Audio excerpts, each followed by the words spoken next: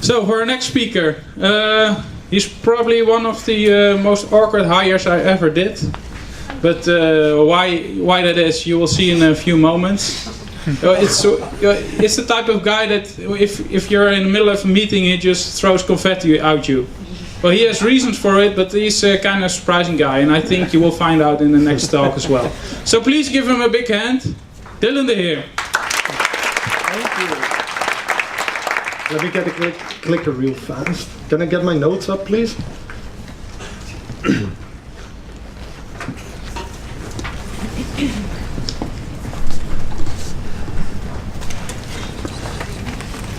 All right.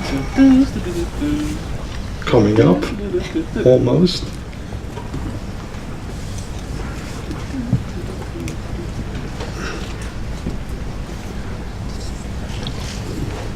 Thank you. All right, good evening everyone. Thank you for being here and thank you for giving me a moment of your time tonight. I'm Dylan, but let's just get right into it. Let's answer the most pressing question of tonight first. So what the fuck am I doing here tonight? Right? I'm going to talk a little bit about Domino, one of the applications we're building at the Wholesale Bank department at Advanced Analytics. But before we get into that, it might be nice to know a little bit more about who's standing in front of you. So basically, who the fuck is that guy? Now, you can call me pretty much 3 or 4 names. Strangers often call me, you know, fucking hipster. A lot of fucks in my presentation, by the way. Or like Dutch people tend to do, call you by the surname, which is de Heer. And Harm Jan and everyone at my department figured, okay, let's just take that surname and get a rough translation and start calling this guy the Lord. Now, I'm not implying anything, but, you know, I'll leave that up to you. So, I haven't always been this guy, right? Just like you, life is full of events and we're basically a product of our own history. And history gave me a few things. First off, it gave me the most hectic mind you can imagine. Like I'm always all over the place and it drives me crazy. That's why I have my notes up here. It also gave me the most unsatisfiable need to experiment. That's me. And, been practicing this one a lot, it gave me the most fragmented memory ever, which resulted in the fact that I just put every single word into these slides. But history also gave me something awesome. The ability to change. And it's kind of like time travel, right? So you have your life full of events, you take some stuff from your past and apply it in your present, for better or worse, for that matter. But you can change a lot of things. You can change teams or products or even yourself. So a year ago, I decided it was time for me to change a little faster. So I decided to wave goodbye to my old job and started looking for something new.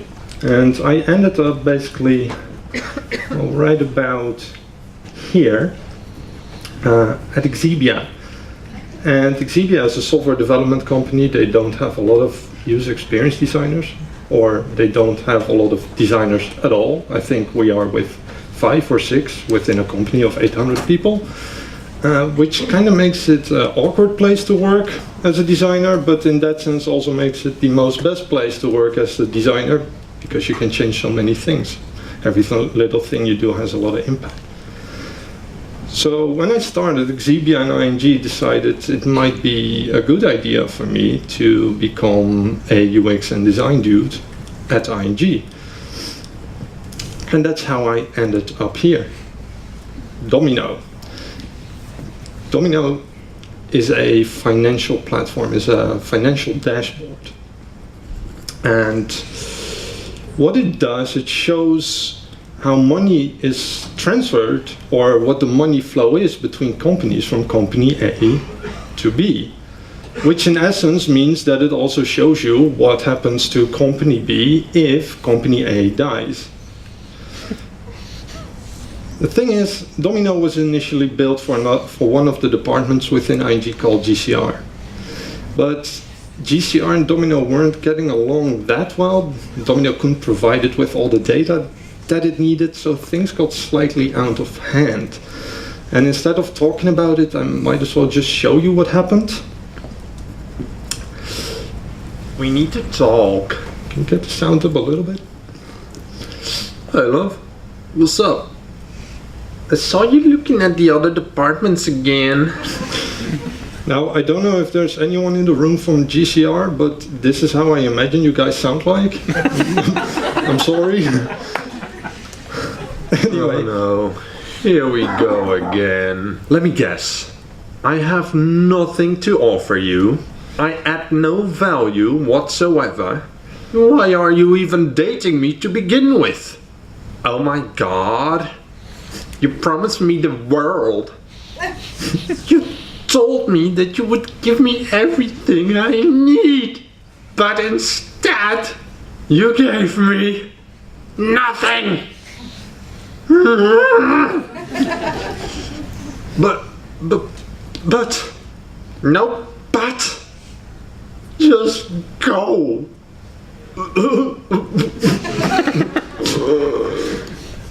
Anyway, still better love story than Twilight. Bottom line is, right, Domino could just not give all the data that GCR needed, but it did have enough data to be interesting to all the departments within ING. So at that point, Domino didn't really know what to do, but it did what it knew best, which is just go out there and connect to all these different departments, right? And that's kind of where I came in.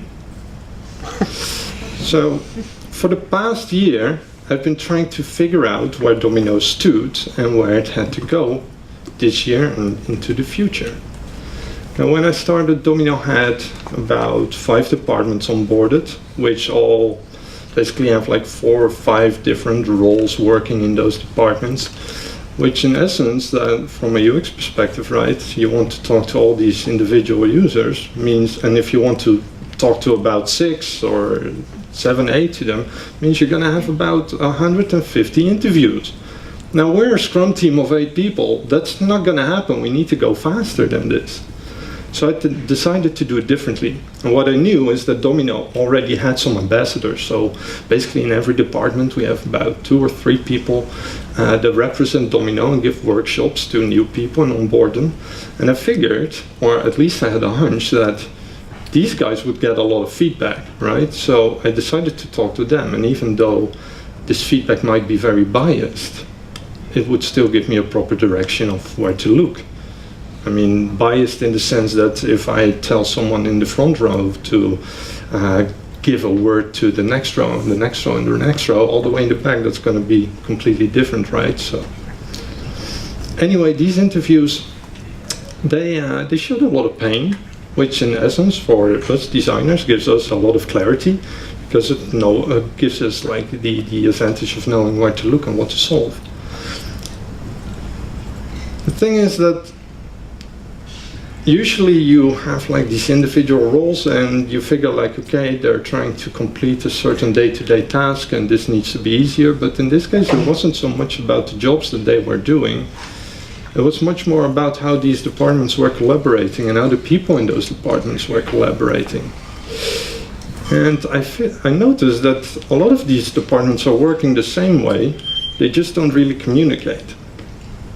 And basically it comes down to that these departments had the same problems, and I was able to dissect these people and split them up in 3 groups, which comes down to this. Group 1, which we like to call the socializers, only needed very top level information about the clients they were talking to.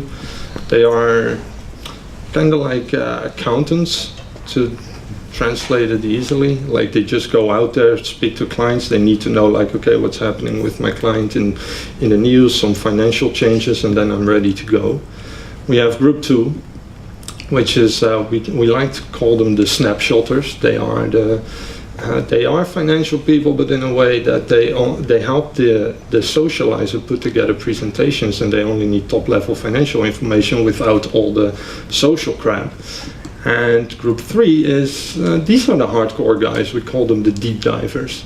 And they are brought into the picture the moment like 1 and 2 don't really know how to solve a certain issue, and they dive into the hardcore financial data and just try to come up with a certain solution. So there was a lot to gain here. And I figured it was time to strategize a little bit. So I said, let's see what we have. We have a team, 2 front-end guys, a data engineer, scientist, and a new designer. We have a few methods. These are not all of them, but we were doing Scrum already, and we're using a Nico calendar. I don't know if you guys know it. Write it down, it's really fun. We did some knowledge exchanges, and we're doing experimentation days. So a lot of good stuff going on. And we have a huge tech stack. Don't get me started here. And of course, we had some design. And this was the bottom line of our design. We had like some artboards saved as PNG, Word documents with some interviews, and maybe some exported assets. And to me, if I'm looking to the left side and compare it to the right side, it felt like something was missing. Right? Or at least a little bit. Like, where's the design system, and where are the guidelines, and the tone of voice, and research, and documentation, and motion principles? I don't know. Anything to get me started to immediately start adding some value to our users. We were pretty much at the bottom of the UX maturity chart in this way. Now, I have a great team, but they felt unproductive a little bit, and people were starting to get unhappy. We could see that on the Nico calendar. And there was little to look forward to. I mean, of course, we had a rough vision, but that's it. We didn't have a common goal. So we needed to change a few things.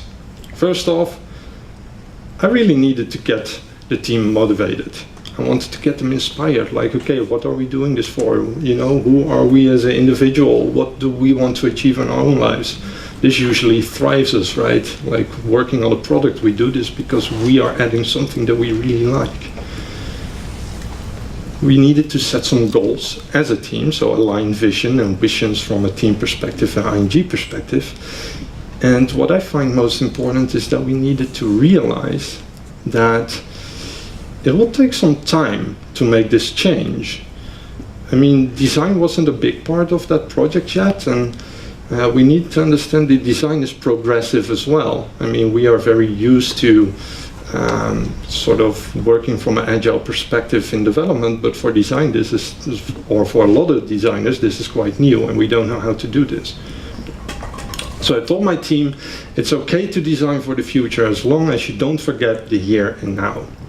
Because Agile is a framework or Scrum is a framework developed from a software development background, but it works for designers just as well. You just have to be okay with it. Like, you can design a logo now and a better one tomorrow. The only difference is that you publish it today and you publish something better again tomorrow. You don't work for 3 months on something perfect. It kind of forces us to publish in iterations, and that's a good thing. So to get the team motivated, Jeffrey, a colleague of mine, and I decided to get the team together and do quite a bit of exercises, fun little exercises, that were meant to align us as a team on our short-term goals, our long-term goals, and our like way out into the future crazy furry cat kind of goals, like something special. And we prioritized all of those using dot votes. And I think it's very important not to only think about short and long term, but really also think about, you know, what do we want to achieve, what seems impossible to us. Just remove all those boundaries. If there's no boundary at all, what do we want to make? And when you remove those boundaries in a session like these, then people really start to be creative all of a sudden. They don't care anymore. They told me I want to ship data to our clients using drones and they need to have guns on top. I don't know. You know, it's okay. because there's going to be little gems in there that you can prioritize, and all of a sudden it becomes tangible and you can actually take it into your work.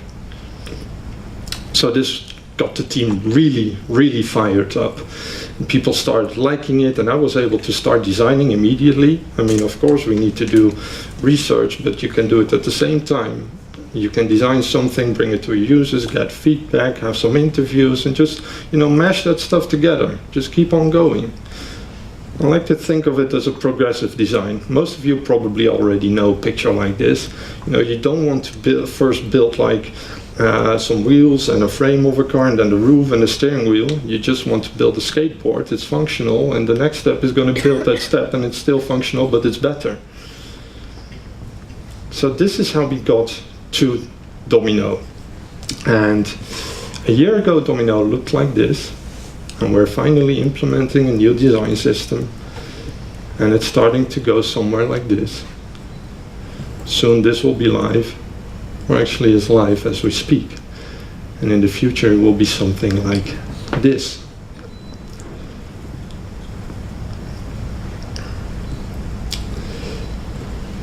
We now have loads of assets. We have research documentation on Airtable, Pro Airtable, a progressive design feedback loop, and all while we're still preparing for the future. There's so much more that I can show you, that I want to show you, so maybe we should have a little chat after all the presentations are finished. We can talk about atomic design principles and research and all this documentation that I'm talking about, and the goals and ideas that Domino has.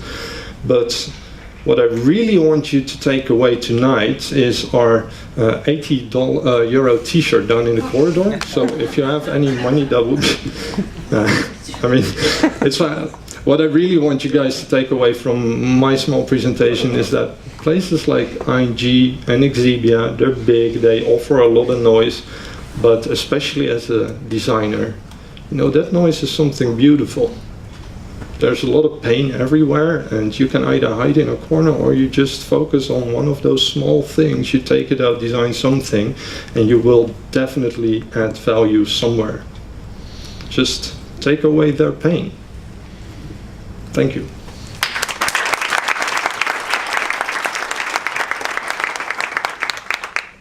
So Dylan, you wish that we didn't ask any questions now? We can do questions now, like one or two, or but we can also... Oh, we don't have any time. You know, exactly, okay, fine. I grew up at the Bible Belt, and I know if the Lord wishes something, you should stick to that. So give him a big round of applause. Thank you. Dylan, don't forget your booze. Thanks, man. So,